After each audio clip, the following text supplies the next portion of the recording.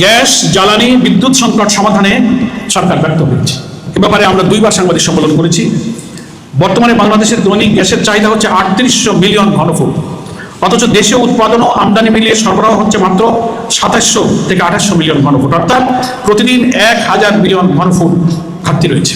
জ্বালানি মন্ত্রণালয় স্বীকার করেছে যে এটা দীর্ঘদিনের সমস্যা, এর প্রভাব পড়লে শিল্প, কলকারখানা, বিদ্যুৎ কেন্দ্র, সিএনজি স্টেশন এবং অন্যান্য গ্রাহকদের উপরে পড়ছে। ২০টি উৎপাদনশীল গ্যাস ক্ষেত্র থেকে জুলাইয়ে দৈনিক প্রায় ১৬৩০ ঘনফুট গ্যাস পাওয়া যাচ্ছে, কিন্তু দীর্ঘমেয়াদী সংকটের কারণে দেশীয় উৎপাদন দ্রুত বাড়ানোর সেই ফল এখনো কিন্তু দৃশ্যমান নয়। ফলে এই কারণে বিদ্যুৎ জ্বালানি সংকটের কারণে কলকারখানার উৎপাদন মালিকরাই বলছে ৪০% উৎপাদন কমে গিয়েছে, ২০টি কারখানা বন্ধ হয়েছে, ২০,০০০ শ্রমিক ছাঁটাই হয়েছে।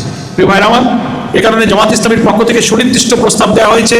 পার্লামেন্টারি কমিটিতে একটা বিশেষ কমিটি হয়েছিল, সেখানে ১০ দফা দিয়ে সেই সময়কার সাময়িক সংকট নিরসনে জামাত ইসলামী ভূমিকা রেখেছে।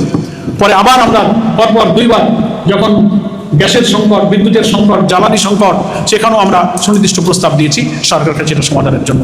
সেটা নিরসনে সরকার কোনো পদক্ষেপ গ্রহণ করেনি।